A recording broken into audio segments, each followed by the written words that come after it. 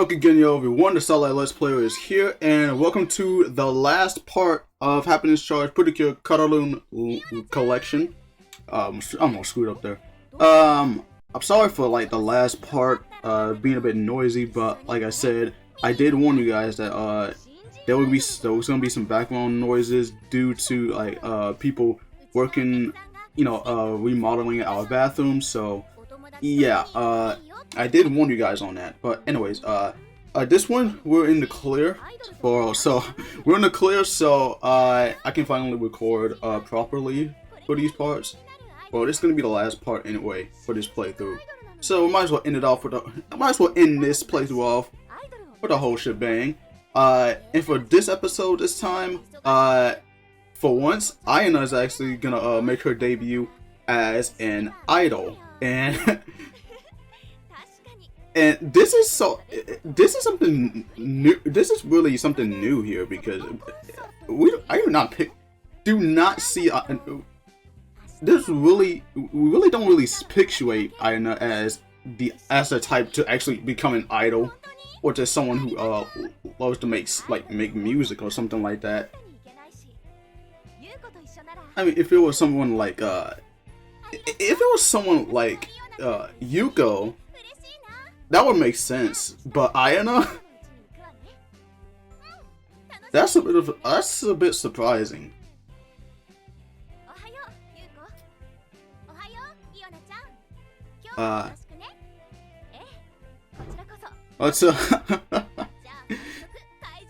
But I can't really be too surprised on this, because there were some characters that ended up becoming. There's some characters in particular that ended up becoming idols. And yeah, well, some only did the idol thing as a hobby, and not really fully, not like fully fledged idols. The only two that actually does have career as like rock star idols, that would be Emeru and Lulu from Haruto. So those are pretty much the only two legit idols in Pretty Cure. Makabe would count as one, but she only became an idol in order to I can't remember the reason why she only did the idol thing, but I'm guessing it was probably damn it. I'm really gonna have to rewatch Doki Doki so I can fully remember the full reason as to why she became a full-fledged idol. But yeah. But from Urara, from Yes Pretty Cure 5, her being an idol was just pretty much more of a hobby, to be honest. Cause she's mostly into she's mostly into acting. That's the thing. She's mostly into acting, and like just the whole music thing. That's pretty much more like a hobby. That the way I see it is actually more of a hobby to her, because like we've only heard one song from her. And it, with backup vocals coming from her friends. But nonetheless, we're now getting into the final minigame. For this one, it's pretty simple. When you see hearts on the screen, you're encouraged to actually just keep swiping the swiping the heart. Well, not the circles, but the heart. You're encouraged to swipe the hearts multiple times in order for them to actually bloom or pop. But yeah, you just keep doing that, and until you just keep doing this for like a high score, and it really doesn't matter if you miss any, as long as you just keep the score going. That's perfect. You're perfectly fine. But in my case, I ended up doing this perfectly.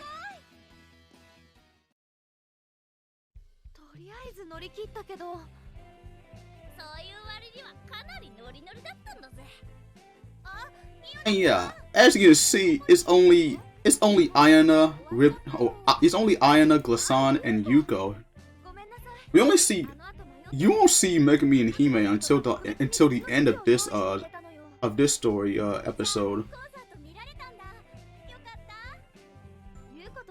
still, Iona does look really good in that idol outfit.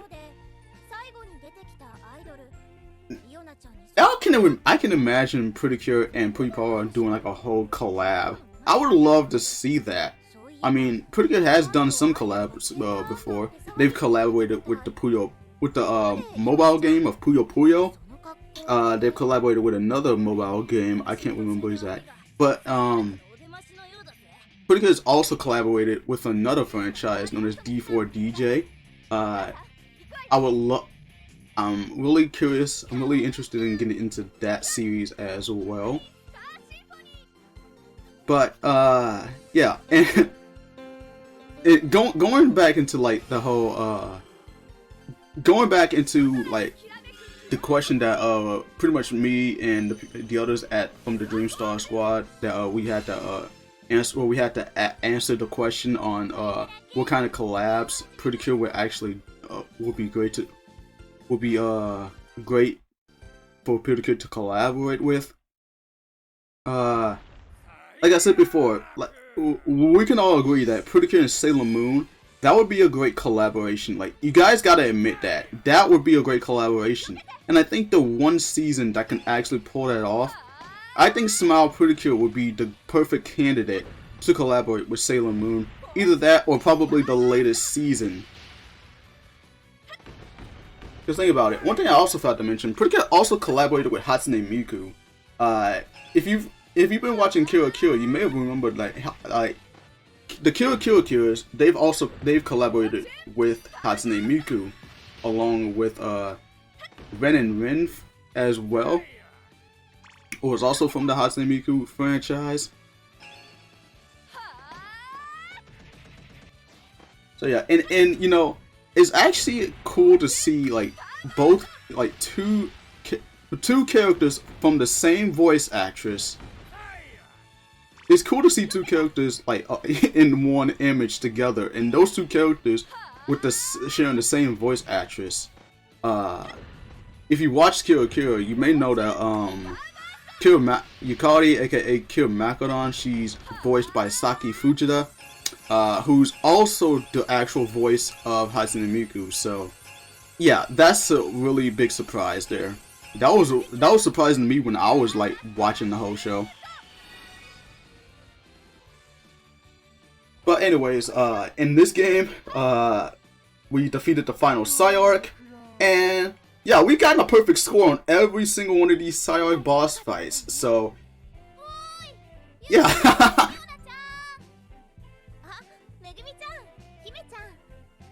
Guess you could say my reflexes are on point.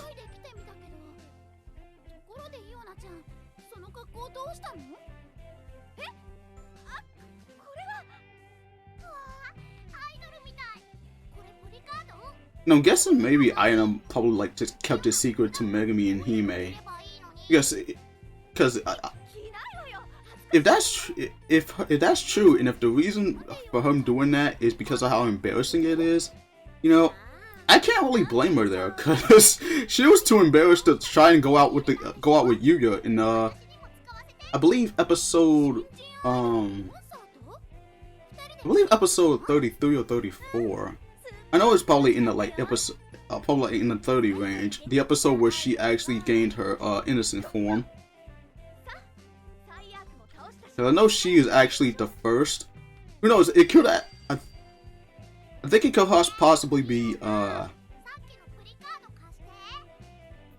think it's possibly episode 32. Yeah, episode 32 where Iona goes on a date with Yuya, and things went south on that when the Psyarch appeared, and she transforms into Cure Fortune. She tries to and where she like announces that even if she doesn't understand true love, she's willing to learn from it and is willing to take one step at a time with Yuya, and which causes her to gain her innocent form, becoming innocent in order for her to become innocent Fortune. But anyway, that is the last of the story episodes that we've done. As you can see, we unlocked the idol outfit, and I forgot to mention that's also the same outfit that Megami wore back in episode 10. But anyways, we're not done yet. That was only the first half of this video. Yes, this is a very long video. The reason why is because I'm actually not only doing the final storyboard, but I also want to show off the extra stuff.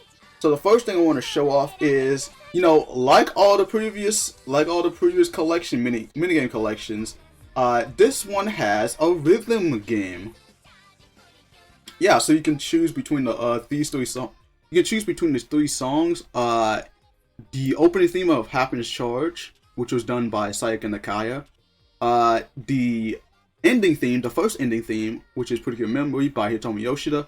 And surprisingly, the third song is actually the second ending of Yes Pretty Good 5, which is Gambara's Day Dance, Dreaming Miracles, done by Kaneko Miyamoto and the Yes Pretty Good 5 team. So that's actually amazing. I'm actually glad they put that song in the game.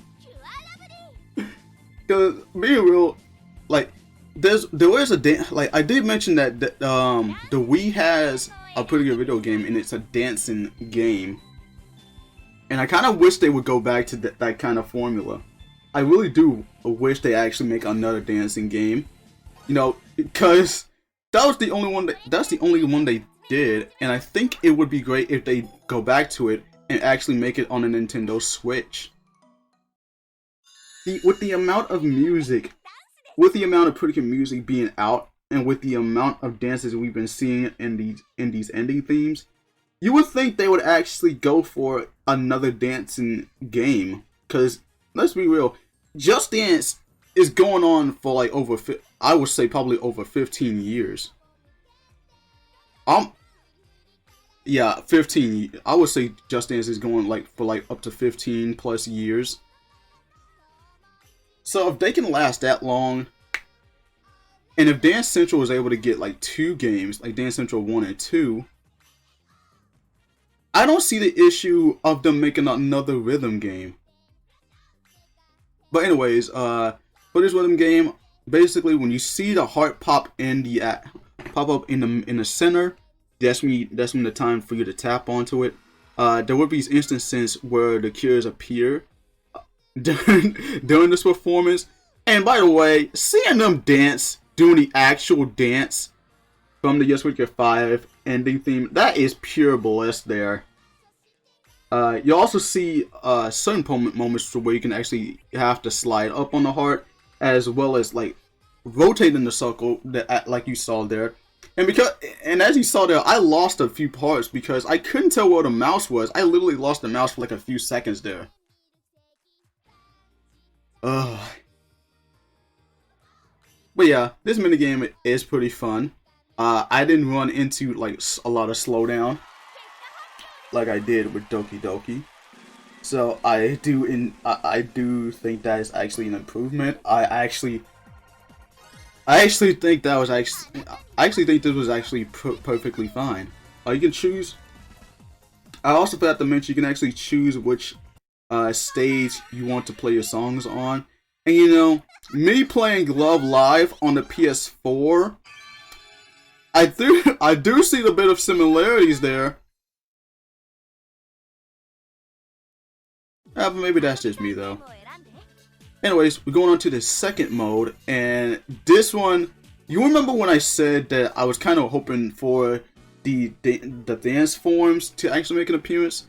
Well, they actually do in their own mode, so that's good news. Basically, you can actually choose which dance form you want to play as, either Cherry Flamingo or the Lollipop Hip Hop, Sherbet Ballet, the Macadamia Nut, or Macadamia Hula, Popcorn Cheer, you got Coconut Samba, Amitsu Komachi, as well as the Pine Arabian. So that's 8 different forms you can choose from in order to do their dances there.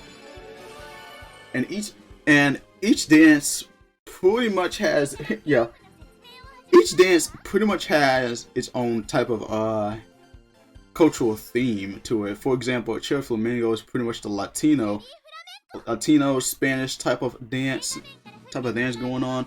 Macadamia Hula is pretty much pretty much referencing Hawaii. Pine Arabian, that's pretty much Arabia. Amitsu Komachi, that I believe is Asian or the Japanese or whichever you want to call it. Yeah, there's a lot more added to it, which I appreciate, and I know a lot of people have been bitching about it. I know I've seen people on Twitter bitch about it, and I pretty much have to shut down all that bullshit in part 3 of my Happiness Charge particular review. Oh, but I digress. Anyways, going into this minigame, basically you have to slide ribbon left or right in order to catch all of these gems that has the red rose. That has the red rose inside. And for the second part, you're basically tapping onto the disc that actually has the red rose. You gotta tap on the right ones, and you gotta dodge the other ones that are not the legit ones. And once you do that, you basically just keep tapping on the center of that rose until you get full hearts. And that is pretty much it for that minigame. Like I said, there's 8 different forms for you to choose from. So yeah, they did put a lot of heart into this game. They did put a lot of, they packed in a bunch of content into this game, which will probably last you for about, I don't want to say last for like, but like, it's something that you can actually come back to. So whenever I feel bored, I can probably go back to this game.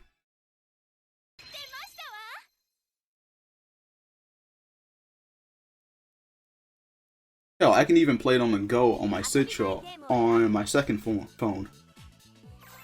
Now the other modes here, there's nothing special. The third mode, as you can see here, it will basically you just tap on the character just to hear a bit of dialogue from them, and as you can see in the top, on the bottom right corner on the first screen, there's like a night setting. So I'm guessing, I don't know what that's going on, but I don't know what's going on with that, but yeah, you're basically just choosing a different character just to hear the dialogue. So yeah, there's nothing really special about that mode.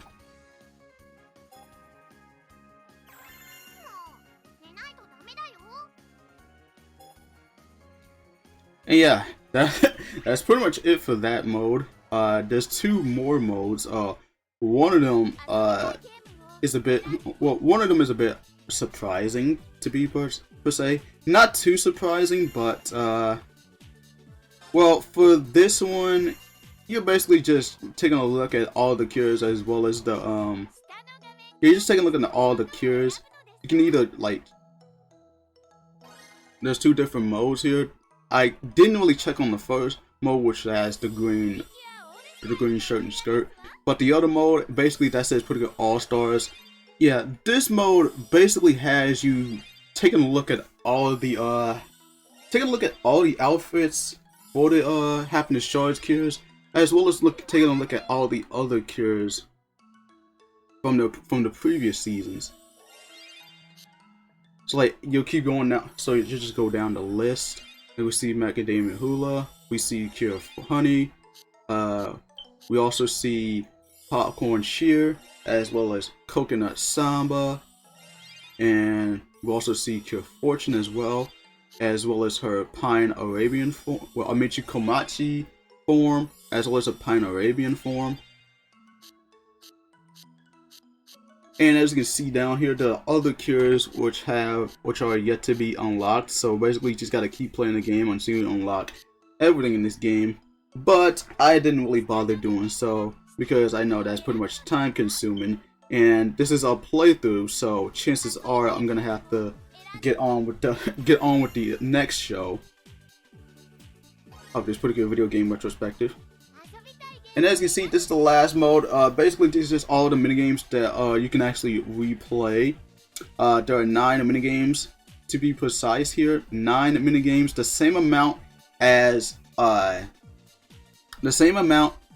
Doki Doki, but the difference is I think Happiness Charge pretty much has more content to that will that's worth replaying.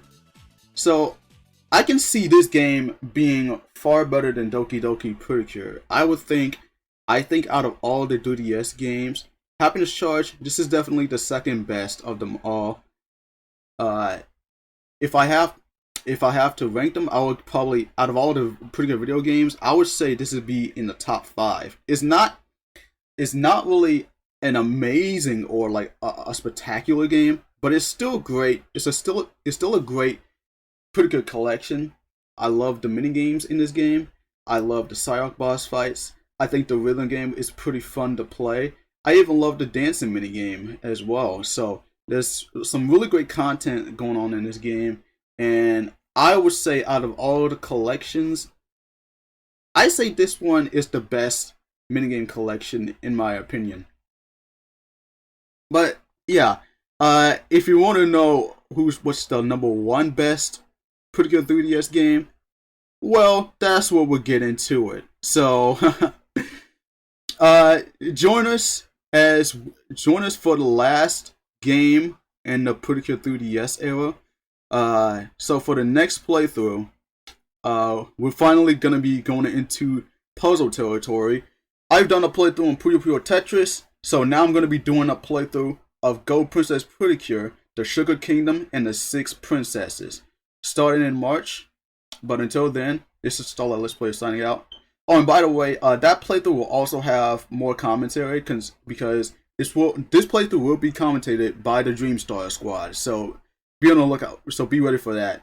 But until then, this is Starlight Let's Player signing out. As always, Goki Genyo, and have a star-tastic day, everyone.